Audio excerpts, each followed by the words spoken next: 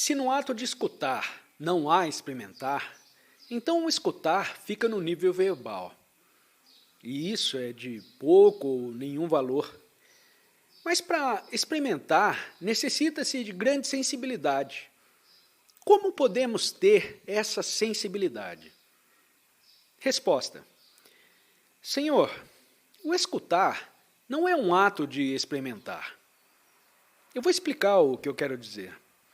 Se escuta da maneira que tenho tentado explicar para vocês, não há então entidade ou centro que experimenta. Escuta com todo o seu ser, e seu ser não tem limites. Não está restrito às palavras de Krishnamurti. Mas se escutando o orador, escutando aquele rio, as aves, o vento entre as árvores, ouve e vê de um centro.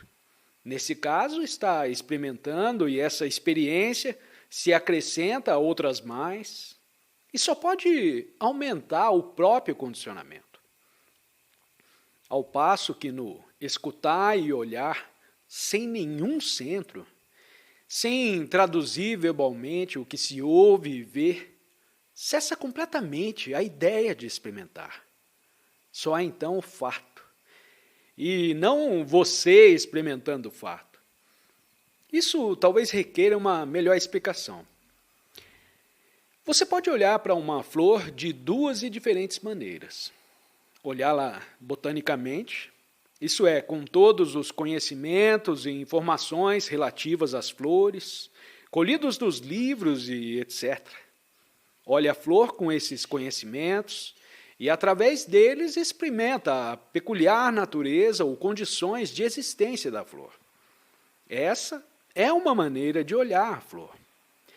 A outra maneira é olhá-la não botanicamente, olhá-la sem conhecimento. Se entende o que eu quero dizer com olhar sem conhecimento? Olhar sem conhecimento sua esposa, seus filhos, os fatos ocorrentes nas relações, é vê-los sem as mágoas, inimizades, crueldades, insultos, imposições, anteriormente experimentados. Tudo isso que faz parte do conhecimento desapareceu e você olha diretamente o que é. Esse mesmo olhar, em que não há experiência nova, é a mais elevada forma de sensibilidade. A pessoa que experimenta um poente não é sensível. Poderá dizer, que beleza, que maravilha, e ficar extasiada com o pôr do sol. Mas essa pessoa não é sensível. Ser sensível implica um estado de espírito em que só existe o fato, e não as suas lembranças relativas ao fato. Esse perceber, esse ser, esse escutar de cada momento, tem na vida um efeito extraordinário. Não se deixe arrebatar pela intensidade ou entusiasmo do orador. Não se deixe hipnotizar, mas observe. Escute e descubra por você mesmo.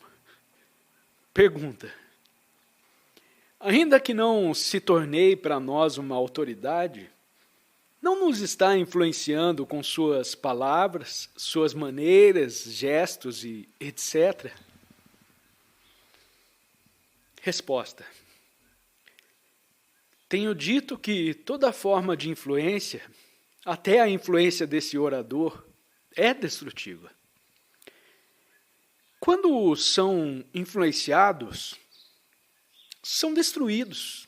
Se torna um soldado, um seguidor, um autômato. Mas se, sem comparar, julgar ou avaliar, escute para descobrir individualmente qual é o fato real. Se o que se está dizendo é verdadeiro ou falso, nesse caso está além de toda autoridade. Além de toda influência, não importa de quem seja. Senhores, quando falo de influência, me refiro a todas as espécies de influência, e não a uma determinada influência.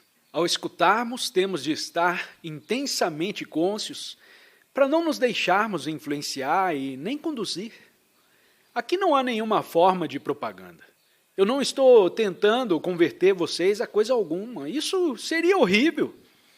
Eu estou apenas assinalando o que me parece serem fatos psicológicos.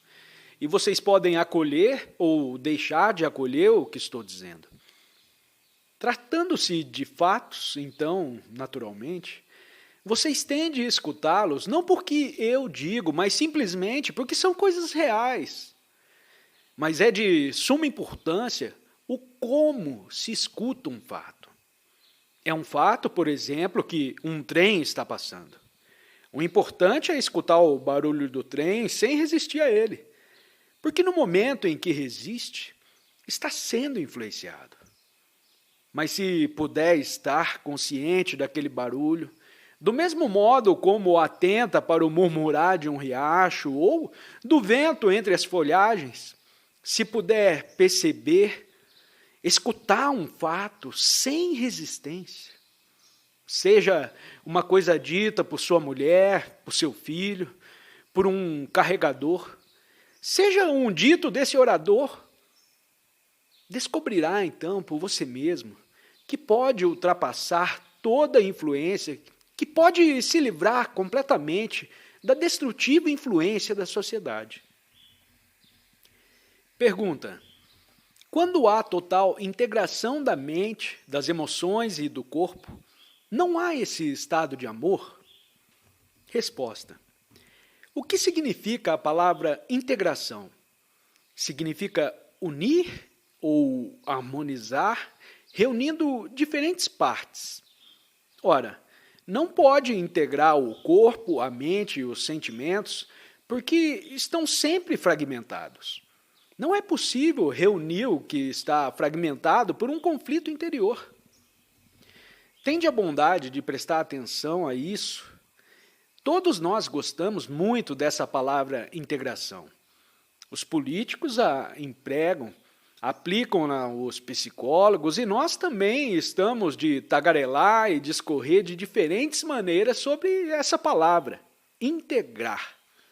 Faz supor uma entidade que está juntando as diversas partes. Uma entidade exterior ou interior que está colocando os fragmentos em harmônica justaposição. Enquanto existia a entidade que forceja para integrar, não haverá integração, pois existe contradição, uma divisão entre a entidade e as partes que estão separadas, entre a ideia e o fato. Há um conflito criado pelo esforço que se faz para juntar os vários fragmentos e toda integração assim feita nada significa. Ainda que muitos falemos sobre isso, a integração não é possível. Mas se estiver penetrado fundo na questão e compreendido a impossibilidade da integração, enquanto existe uma entidade que procura reunir os fragmentos, se tiver compreendido isso completamente, verá então que se verifica uma operação bem diferente. Não há então entidade nenhuma e assim nenhuma contradição, e portanto existe harmonia. É só nesse estado, isento de esforço, de fragmentos para reunir, em que o percebimento é total e sensível. Só então há a possibilidade de haver o que chamamos amor.